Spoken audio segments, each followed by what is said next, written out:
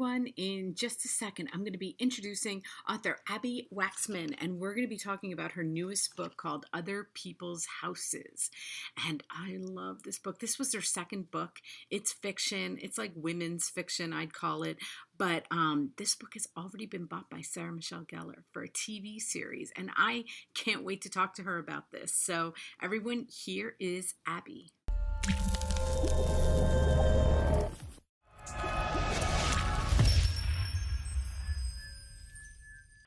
Hi, everyone. I am so excited because I am speaking with author Abbi Waxman, and we are talking about her second novel, which came out in April this year, called Other People's Houses. Thank you so much for talking with me today. It's my pleasure. I love this book so much. I'm so glad to hear it. I'm so glad to hear it. Oh, I really did. And I want to tell everybody that when I went on your website, I saw that this book has already been optioned by Sarah Michelle Gellar for a TV series. It has, yes. Let's hope that it goes. But yes, it's that's the news. Well, that is excellent news because you know what? I was thinking when I read books, I always picture them as a movie, but this one I definitely picture for TV. Because I think that people are excited in the sort of Big Little Lies mode. Yeah. These days they can make such good sort of limited number series that you know, there's really great work happening in TV right now. So yeah, that would be very exciting. Yeah, I think that people think that there's not because of Netflix and Amazon, but actually it's opened it up, I think. Yeah, no, I think it's great. Yeah, I mean, people may not sit down at 8:00 every night to watch the same TV show, but it's different in that way. But I think for books like this, I can so see this. Like I said, it is so funny. Your writing is hysterical. Okay. Oh, thank you very much. Thank you. It's very nice of you to say that. I'm extremely boring in real life. It's only on the page. No, it's not true. But it's very kind of you to say so. Thank you. People have complained about the swearing. Were you bothered by the swearing? Oh no, it's real. Okay. People are like, wow, there's a lot of swearing, and I'm like, there is. Oh, okay. Yeah. You know what? I think that you're right because I think that people don't write in swearing because of people that it bothers. But in my life, it totally is my life. I mean, I think when there's lack of it, I think it's not as real. Right. And also, there's a lot of upset people in the book, right? There's a lot of people who are sort of aggravated for one reason or another. So they're not at their most polite, that's for sure.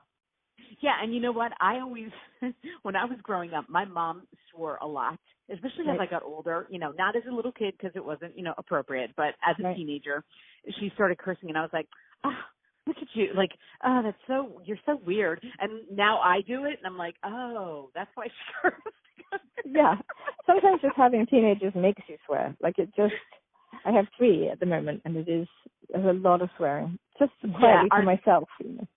Yeah, you have 3 daughters, right? I do. I have a nearly 16, a 14, and a 10, who the 10 is going on 13. So, well, hard work.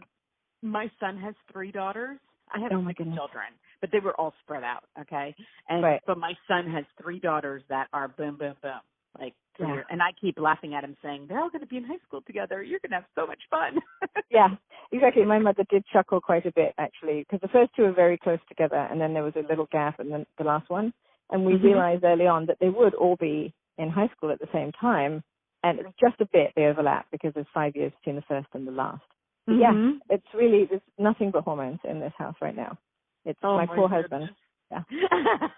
It's very upsetting to him, but my 2 daughters were in the middle, and they're 4 years apart, so they were just enough different.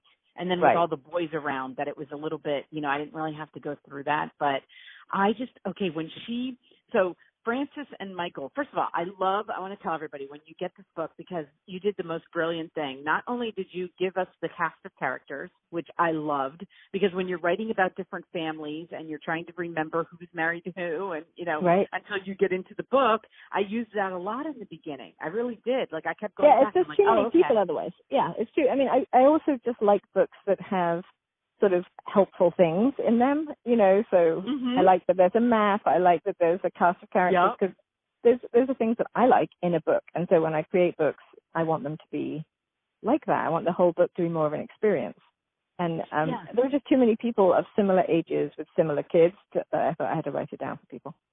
Yeah, and a lot of books don't, and then you just have to get used to it. But I love that I could be in chapter 2 and go back and look at it and not have to struggle to figure out who was married to who. But I really did love the map because, okay, so Frances is a carpooling mom, so I could actually go to the map and, like, kind of figure out, like, where she was driving to, or neighbors, like, where they were walking and how they could see each other's houses.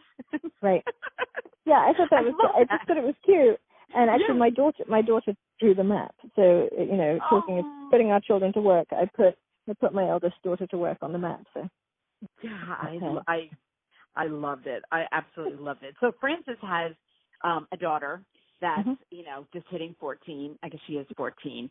And I just love her because I went through that with my oldest daughter. Like, it wasn't so bad with my youngest because I'd been through my oldest. But when you're trying to figure out how to talk to your daughter, like, I thought you just nailed that relationship. Because you don't know whether you're going to get a hug or whether they're just going to, like, sideways glance at you or look you up and down and walk past you. Yeah, it's definitely treacherous ground. And you don't, it's because everything you've learned up until then suddenly becomes useless. And so that's really frustrating as well. So at least for me, I kept trying to use the same skills that had worked at 8, you know, for a 14-year-old, and they just don't work at all. So that's really annoying. You're like, wait, I just got this. And then they change, and it's you know, parenting is very humbling. Yeah, and you think the relationship's going to stay the same. You picture, you know, my oldest daughter and I were so close, and then when she got to 14 years and she was, like, different, I didn't know, and I had raised 2 boys before her, and I would try to talk to her like I talked to the boys, and that was not good. Yeah, it's very strange. And I was at a talk actually by a writer, a sort of parenting expert called Wendy Mogul, who wrote Blessings of a Skin Knee and other sort of, she's very practical, down to earth kind of parenting advisor. And we were at a talk, and she said that the studies have shown that the nadir of parenting, the lowest point, is being the mother of a 15-year-old girl. Like, that is the worst part. And it really is, because you're not quite sure who you're dealing with, and the person that you're dealing with right now could be a totally different person later on.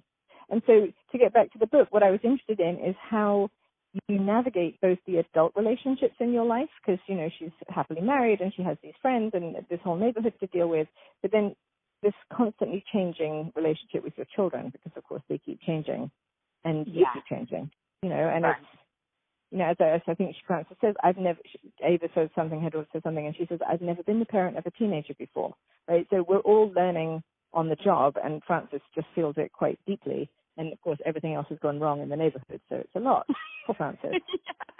Yes, exactly. And I love Frances. I love Frances. She's so real, you know. I hope so.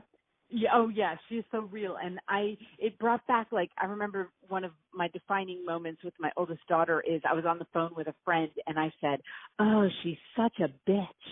And she heard me call her a bitch, you know.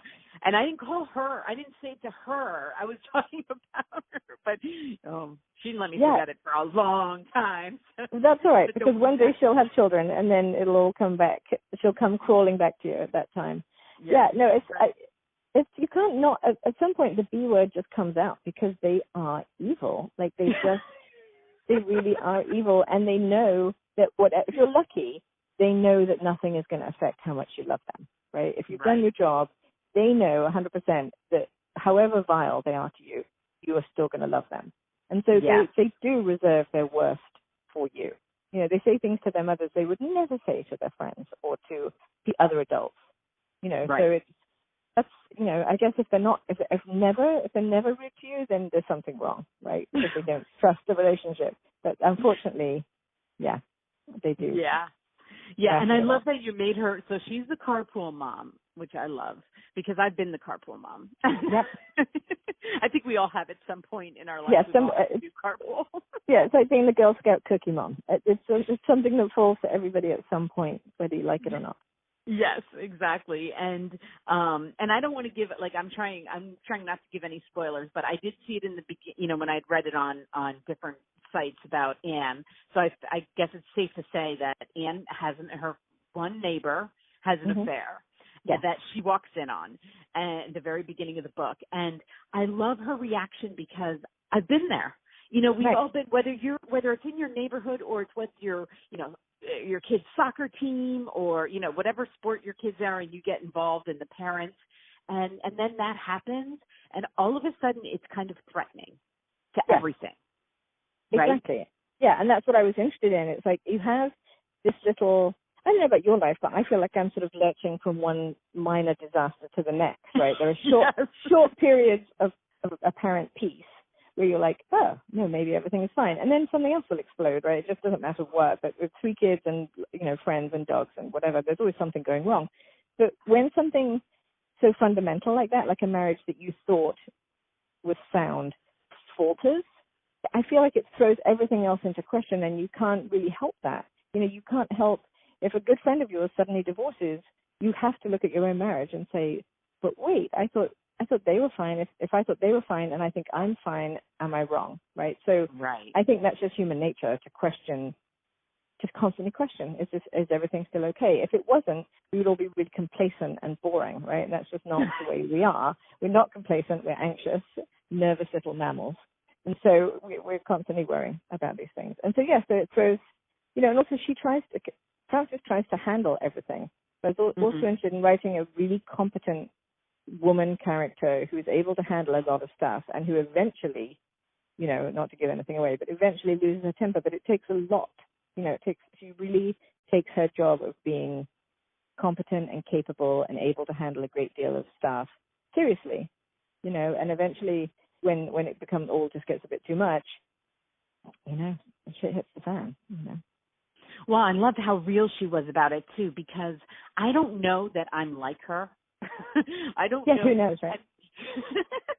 I don't know if I could have been so, I mean, she was stuck in a situation where, you know, she had to confront Anne because of, you know, because they both knew what was going on. But I was like, I would like to be more like her, you know, where you could just lay it out and tell her true. She's very good at telling her true feelings, you know, and I don't know that I'm that way. You know, I need a little bit of Frances in me.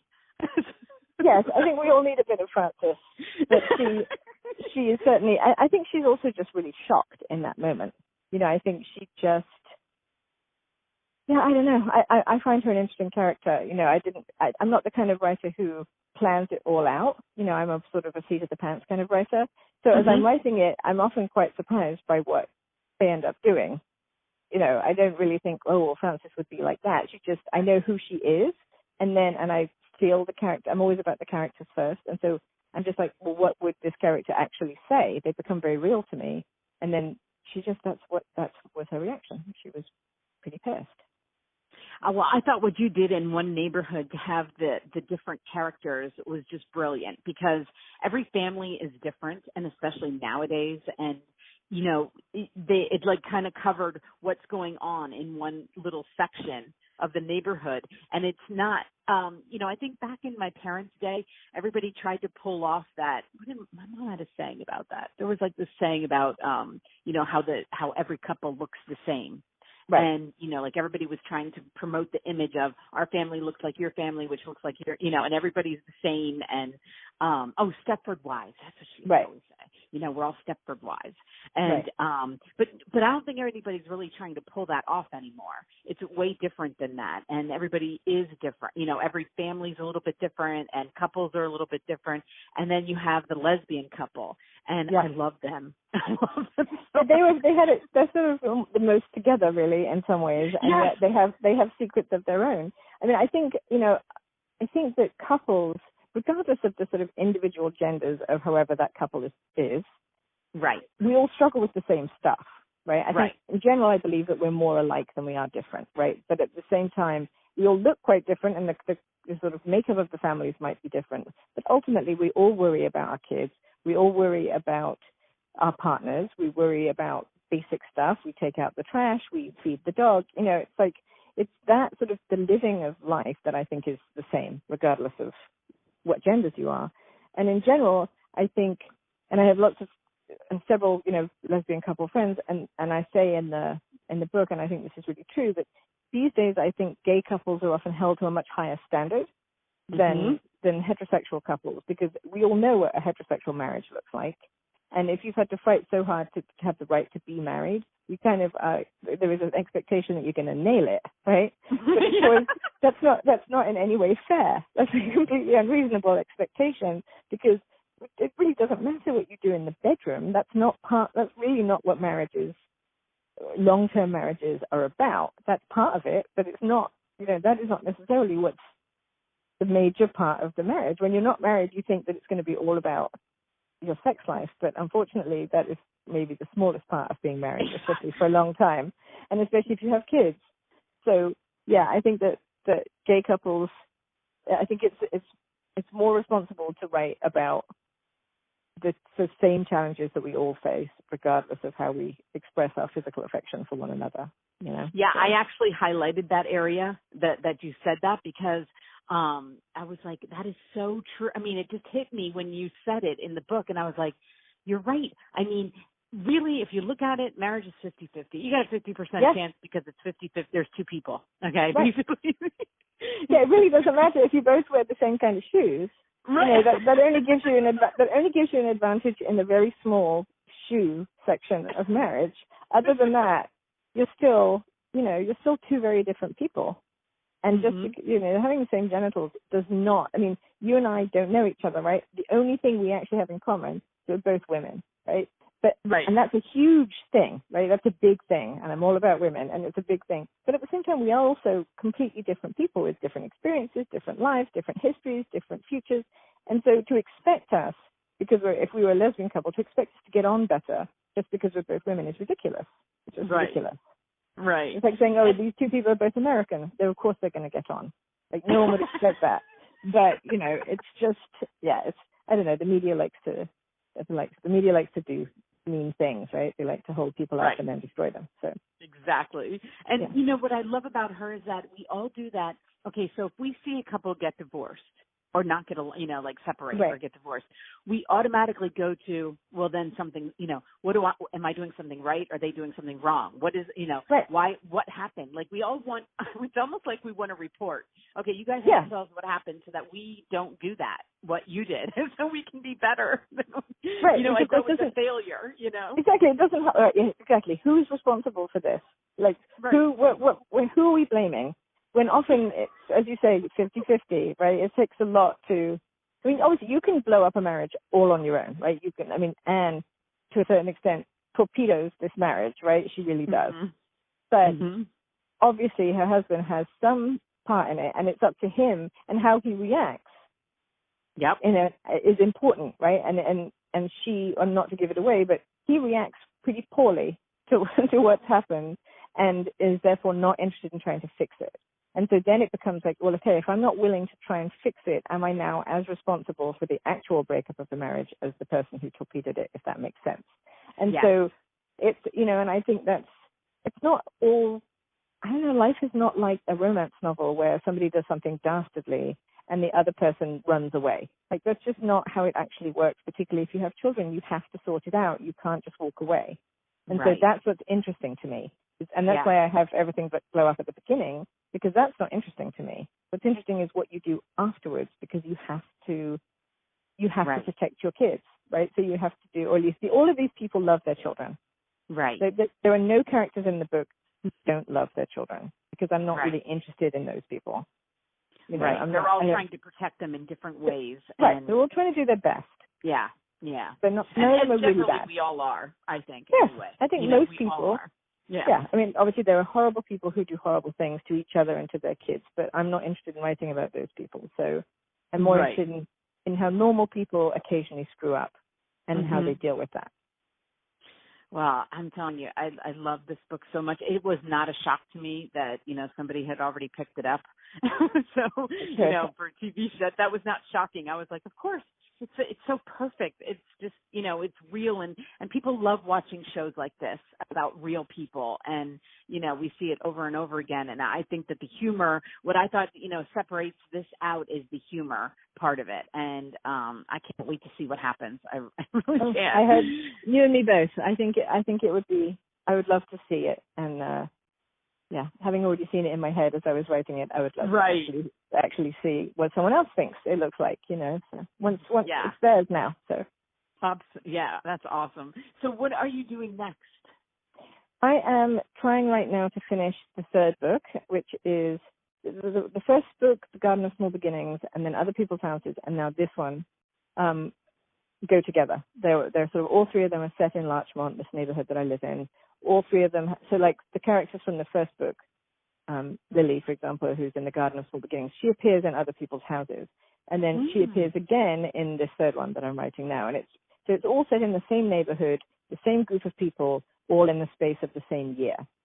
So, it's not explicitly a series, right? You could read any one of them, or none, in any order, it doesn't matter.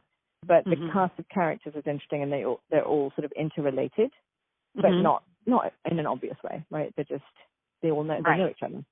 So, because it's interesting, Larchmont is like a village in the middle of this big city, and it really behaves like a little village. Like everybody knows each other and sees each other on the high street all the time. And I just find that really interesting. It's like, how did this come to be? And it could be anywhere. And it could be literally a tiny village in the Scottish Highlands, and it would behave exactly the same way. The fact that there's a giant ocean of Los Angeles outside of it is just, I don't know, sort of a strange anomaly, I love that. I love that concept, because it is kind of like that's the way real life is. You have your little group. Yeah, you have your little group, but then it's some, like, because we have Facebook now, nowadays, I'll go on Facebook, and somebody from one, that I know from one place, or I'll be friends with somebody that I know from something else. I'm like, how do they know each other? It's always fascinating when that happens. Small world, Yeah, it is. And you often know, if you know 20 people, it's possible that another person will know one of them, and it's... Right. Life is a weird old thing, isn't it? Really. There you go. That's my philosophy for the day. Life is a weird old thing. There you go. You can write I'm a writer, Yeah. Well, these books were a year apart, so are you expecting the third one to come out next year at this time? That is the contract. Okay. Well, that's Let's hope. Let's hope. I mean, I'm actually finding this one quite hard, and I've had lots of things going on in my life that have been distracting, and I haven't been able to be as focused, and that's just frustrating. That's just the way life is, right? And so it's nearly done, but it is not quite done yet. But it's about a young woman without kids, so it's like a different aspect of Larchmont. Yeah, she works in the bookstore on Larchmont. Well, everybody, while we're talking, are looking at the cover of this book, and I love the cover so much. I love the colors. I'm always about, like, what, draws our eyes to books. And, when I saw this on Instagram, I was like, I want to read this. Like, I knew right away that I wanted to read it. Yeah. And because they did, I don't know, they did such a good job with it, and I just love it. So were you really happy with it? Is that how you envisioned it? Yes. Or did you it was. Say? No, they're very nice and kind and involved me. And actually, it had another cover for a long time, and some of the advanced reader copies still have that old cover. And we were all happy with that one too. But then this one came along, and we were like, ooh, no, I really love that. So, and I love that the cat is there, and that, I really like it a lot, and it always leaps off the shelf, so that's good. Yeah, it's a funny thing. And we're doing the cover for the third one now, and I haven't even finished the book, and we're working on the cover, which is a very bizarre way to do it, but that's the way publishing is. They like to get these things nailed down early. Right. So, and I love how it says on the cover, behind every closed door is an open secret. Thank you. I love that. I think it's true. And actually, the thing that's fascinating is you see people in your neighborhood, and maybe you don't know them all that well, maybe you do, but you sort of get a glimpse of them through the front door, when they open it, and you're like, hi, and you see their entryway, and you see them pick up their mail, and as far as you know, they could shut the door and immediately throw off their clothes and set fire to their hair and run around the house. You have no idea. All you ever see is just this little slice in the door. And that I don't know, maybe I have too vivid an imagination, but I'm always wondering what people are up to in their house. Well, that's why you're such a great writer. I hope so. Because I imagine terrible things going on, but or wonderful things. I just want to tell you one more thing before we go is what I love, just because I picked up on it. And at the end of every chapter, I love the way you end chapters. Thank you. You're the first person that's ever said Oh, well, no, because it had me, I don't know, first of all, the first chapter, and the first and second chapter is when I picked up on it. And then I started to notice it, and I was like, ooh, I like the way she does that. I can tell she puts a lot of effort into ending these chapters and bringing you into the next chapter. And so, making you want to read and, sit there and read another one. And so I just thought you did that really well. So I just wanted to tell you that. Yeah. That's a lovely thing to hear. That is a lovely thing to hear. Oh, well, thank you so much, Abbi. I will have all of Abbi's links underneath here, along with her website and any social media, and absolutely the link to the book. So all you do is hit one click, and it takes you right to Amazon, and you can order the book. It's already out. It's been out for a month, and it is getting such great reviews, and I'm so happy for you because everybody feels the way I do about it. So. And if people want a free book plate, I'm happy. I've always offered free book plates. If you send me an email through the website, I will send you a personalized book plate and maybe some other goodies, and so that you can have a signed copy, even if you never get to actually meet me. So not that you want to meet me, but so you know what I mean. But yeah, so if you send me an email, I'll send you a book plate. Oh, that's very sweet of you, Abbi. Thank you so much. And I can't wait for the next one. You know where to find me, okay? I will. I'll make sure you get an early copy. Yeah. Okay, I'll make great. sure. Thank you. Have a great day. You too. Bye-bye. Okay, bye-bye.